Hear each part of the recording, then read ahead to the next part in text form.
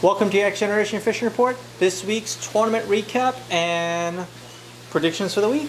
Sure. So we had the Big Dog Fat Cat this weekend. That's right. It's a great tournament this year. They benefited Second Chance Puppies. Yeah. So every year, great tournament. They help out a lot of people around here with foster animals. So tell us tournament recap. What was caught? How did it go? So very few.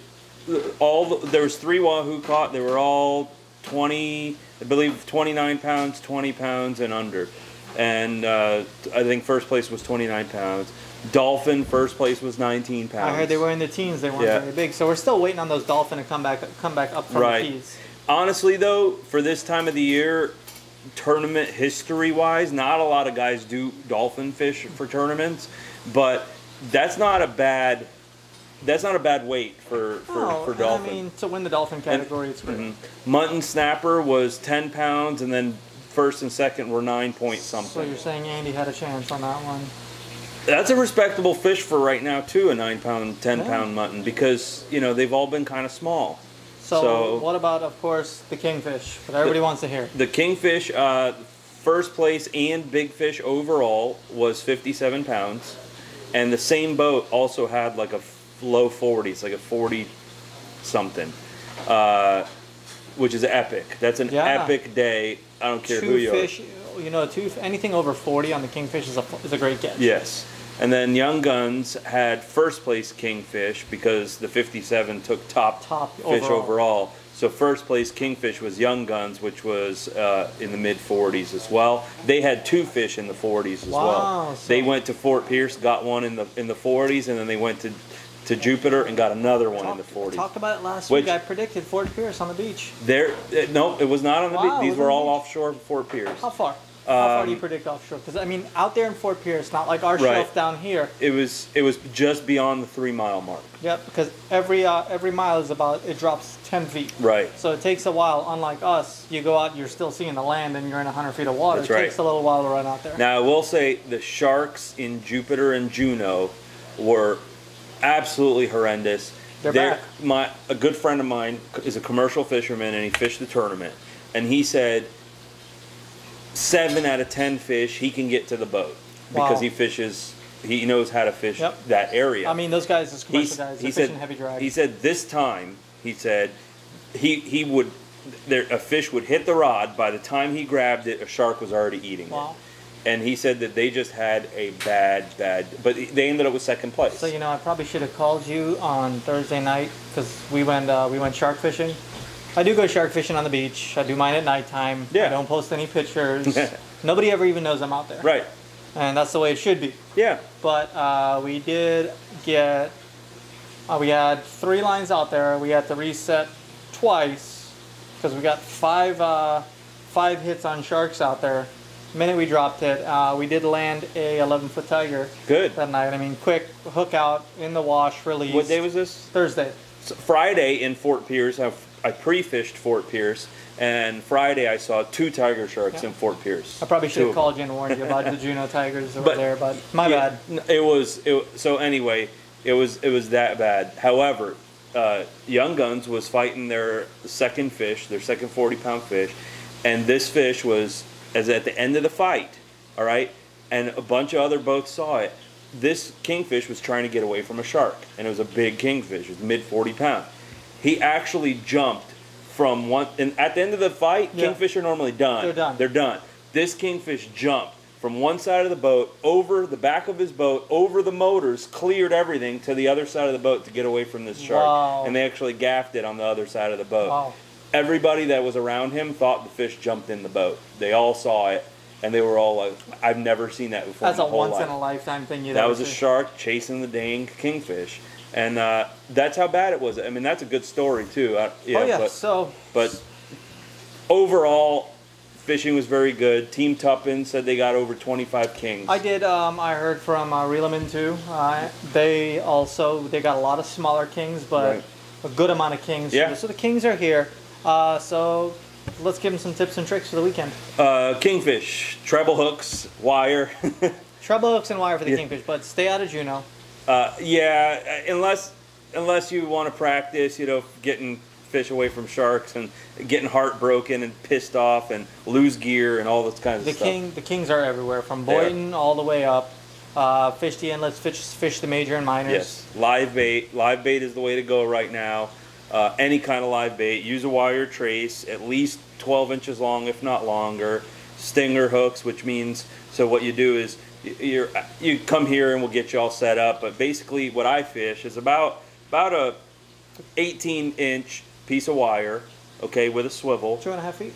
Yeah. And then a J hook, and then another little piece of wire about 4 inches, and a treble hook. So and that's typical kingfish rig. Tips about that: do not, on that stinger rig, do not attach it to the wire. Attach to the eye of the J hook also, or you will pull hooks, break wire. It'll be a mess. Yes, and basically, you know, kingfish do have soft flesh, and you do and will foul hook them, which means a lot of times they aren't even hooked in the mouth. They'll be hooked in the neck, yeah, side of the body. And what happens is you do have to play around with your drag, because you will pull hooks. You know, their flesh is very soft. Because they don't have big scales like a snapper or anything like that. It's just skin on those fish. Right. Just like a mahi. But live bait, blue runners, sardines, goggle eye, whatever kind of live bait you get your hands on. Speedos are great. Yeah. Sardines. And any kind of live bait you get your hands on, really. So tips and tricks for the blue runner. Okay, so blue runner, they're just, to me, in my opinion, they're just as good as a goggle eye. You just have to know how to fish them. I would fish those on my down bait. Yes. Or if you're fishing them on top, you hook that blue runner while the boat is still in gear and you throw it out. And you feed the line out, let the boat go away from the runner, maybe about 50, 60 yards, and keep letting out. I like to put mine about 75 yards. I don't know, that's about where we put them. Yeah, well, 50 to 75. And if the water is clear and you're going to drift these live baits, these blue runners have been swimming back to their boat. And a lot of times, if that's never happened to you, and you're just, you know, letting more baits out, you don't pay attention, they'll tangle you up. They will come back, swim into your motor, tangle you, whatever, and you won't even catch a fish anyway, because it's your live bait sitting under the boat. What I do is, if I'm going to let a blue runner out long on a flat line, meaning no weight, what I do is, when I get to the desired depth, which has been 120 feet, I've been letting the blue runner out as the boat's driving away. I drive the boat away, yep. and when you think you drove the boat far enough, go a little bit further. Just go a little more.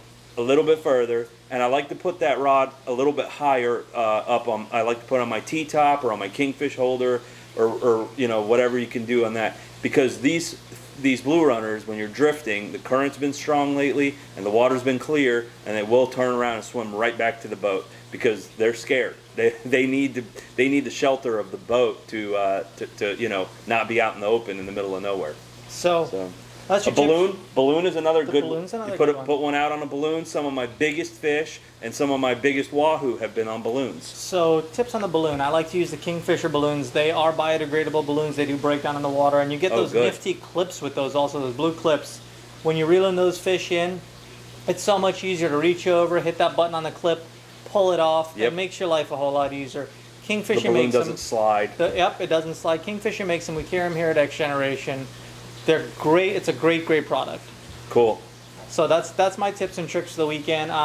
We're going to do some fishing this weekend. We'll see how it is, and we'll have you guys another report next week. We'll see you next week. Weather and predictions for this week. The weather is unbelievable. It's going to be south winds, 1 foot this weekend they're calling for. Watch out for the thunderstorms, of course, but and watch out for the heat. Keep cool, keep some water on the boat, you know, get some fresh water, hose yourself off if you need to keep cool. Pedialyte. Or go night fishing. You know, or go night fishing. Hello. But what are your predictions? Predictions is what more can you ask for a weather like this? You know, you've got everything in line for you. If it's taking the wife and the kid out fishing, you know, and you know the kid's going to get heat stroke and get sick and all that, the seas are going to be flat. Yeah. Go out there and do a little night fishing. Get out on that 80-foot reef, or you know, in that zone, the 80 to 130 foot of water. Yeah. And get on these kingfish and all these tuna that are moving in the evening times. Yep. There's just tons of blackfin tuna out here still. I can't believe they're still here like this. Even off Juneau. It's blowing, and that's, I've been talking to the guys off Juneau. They're like, dude, we're in the blackfins up here. It's into July almost. Yep. And it's like, and you're probably the same as me. Is going, why are they hanging out so long? I don't care why they're not. Yeah. Why they're here, I don't care. That nighttime fishing for them blackfin, it's a ball. You're not going to get wore out. You're going to be comfortable, guaranteed. You're going to have to sleep in the next day, but yep, it's going to be worth it. And if you go out really early. Go out before the sun comes up. You know, but go out of an inlet that you know how to navigate and all that. And you know, stay out until 10 a.m., 11 a.m. and go home. It'll get hot by then, and just go home. But right now, this weekend, there is going to be a good bite before lunchtime. So between when the sun comes up until lunchtime. If you don't get anything until then, it's going to be slow fishing after that. That's when to go home and get in the pool anyway, right? Kingfish are going to be biting. There was a really good sailfish bite up north in North Palm Beach. There was a really good blackfin bite off of Jupiter. The bottom fishing's been good. The dolphin fishing has been good. You can almost go do anything you want to do this weekend. Just pick a plan and stick to it. Don't get out there and switch up everything and start trying to fish for other fish. Pick a plan and fish for it. There's going to be plenty of dolphin. If you live bait the reef, there's going to be plenty of kingfish, you know, sailfish, stuff like that. Tons of live bait around. I mean, if you go out to the Palm Beach Inlet, Peanut Island area, there's tons of bait. Go out to the buoys and start with the sabikis. I don't think there's many big sardines around, but there's tons of smaller baits around. Yep.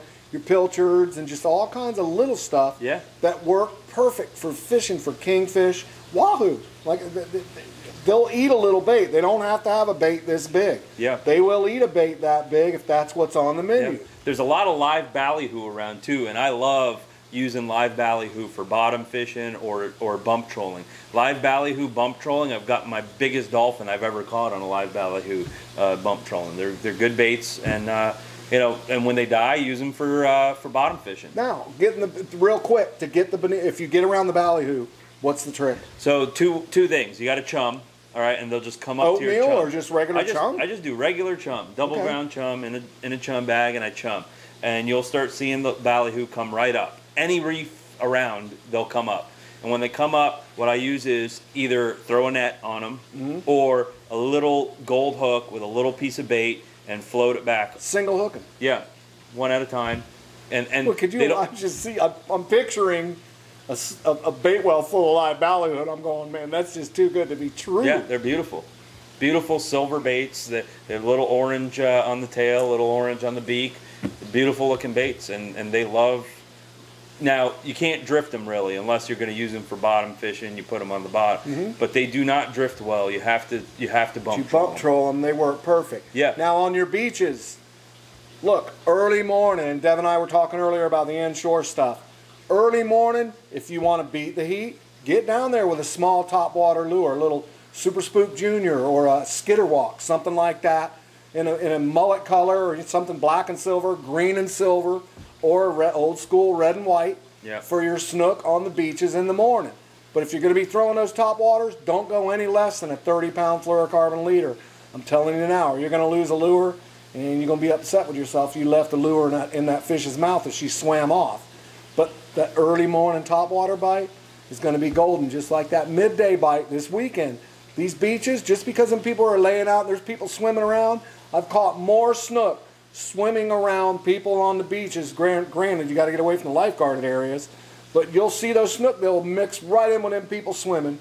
Get away from their lifeguard areas, one side or the other, and just go sight casting, throwing jerk baits and stuff like that. You can't go wrong, guys. It's going to be a good weekend for fishing right here. Yeah, well, that's your report and weather and predictions. And if you catch anything or if you have any of your own predictions that you want us to know about, email us at xgenfishing@gmail.com.